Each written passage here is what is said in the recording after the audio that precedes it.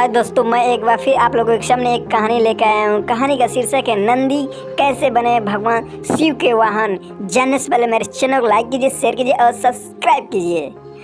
पुराणों के अनुसार नंदी असल में शिलाद ऋषि के पुत्र थे और शिलाद ऋषि एक ब्रह्मचारी थे। दरअसल हुआ यूं कि ब्रह्मचारी व्रत का पालन करते करते शिलाद ऋषि के मन में एक भय बैठ गया था कि बिना संतान के उनकी मृत्यु के बाद उनका वंश का समाप्त हो जाएगा और वंश को आगे कौन बढ़ाएगा। इसीलिए उन्होंने अपने वंश को आगे बढ़ाने के लिए एक बच्चा गोद लेने का मन बनाया।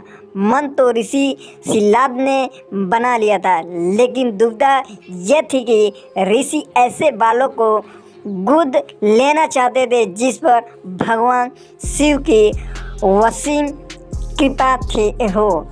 वे अब ऐसा बालक ढूंढने से भी मिलना मुश्किल था।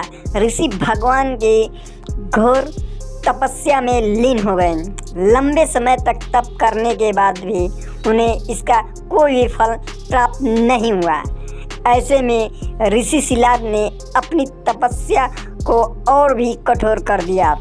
काफ़ी समय के बाद, कठोर तप के बाद आखिरकार भगवान शिव प्रसन्न हुए और उन्होंने ऋषि शिलाद को दर्शन दिए और कहें कि भगवान शिव ने शिलाद ऋषि से कहा, मांगो, क्या वर मांगना चाहते हो।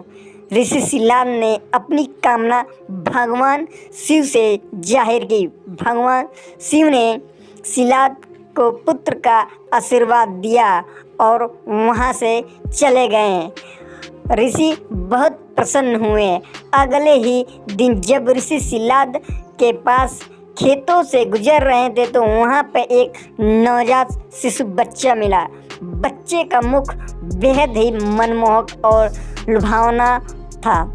ऋषि बच्चे को देख बहुत खुश हुए और ये सोचकर इधर उधर देखने लगे कि इतने में प्यारे बच्चे को इस हाल में क्या छोड़ना, कौन चला गया है छोड़कर इस बच्चे को। तभी भगवान शिव की आवाज़ याद आई और उन्होंने कहा, शिलाद, यही है तुम्हारा पुत्र।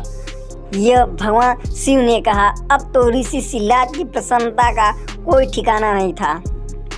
वह उसे अपने साथ अपने घर ले आए और उन्होंने लालन पालन बड़ी ही बढ़िया तरीके से की, देख रेख की। नंदी बड़ा हो गया। एक दिन ऋषि शिलाद के घर में दो सन्यासी आए। ऋषि शिलाद की आज्ञा से नंदी ने दोनों सन्यासियों का खूब आदर एवं सत्कार किया और उन्हें भोजन करवाया और भोजन करवा के विदा किया। ऋषि शिलाद के घर से मिले इस सेवा भाव से दोनों सन्यासी अत्यधिक प्रसन्न हुए और उन्होंने ऋषि शिलाद को दीर्घ आयु का आशीर्वाद दिया। लेकिन नंदी जिनने उनकी इतनी मन से सेवा की थी, उनके लिए एक शब्द भी नहीं कहा। सन्यासियों द्वारा ऐसा किए जाने पर ऋषि शिलाद को आश्चर्य हुआ। अपनी जिज्ञासा को शांत करने के लिए शिलाद ने सन्यासियों से ऐसा करने के पीछे का वजह पूछी। सन्यासी चुप रहे, फिर बोले। तब सन्यासियों ने बताया कि आपके इस पुत्र के वो आयु बहुत कम है, इसलिए हमने इसे कोई आशीर्वाद नहीं दी। नंदी ने सन्यासियों की यह बात सुन ली थी और वह बहुत चिंतित थे।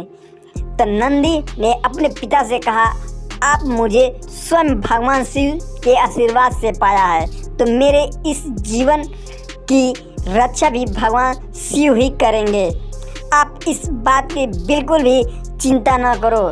लेकिन ऋषि बहुत चिंतित हुए इस बात को लेकर। इतना कहते हुए नंदी भगवान शिव के आराधना में लग जाता है। अपने पिता के इस तरह ही नंदी ने भी अपने भगवान शिव को प्रसन्न करने के लिए कठोर तप किया।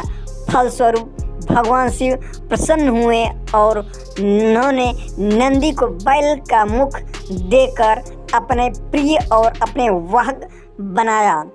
इस प्रकार दोस्तों, नंदी भगवान शिव के सबसे प्रिय वाहन बने और समाज में उन्हें पूजनीय स्थान भी मिला।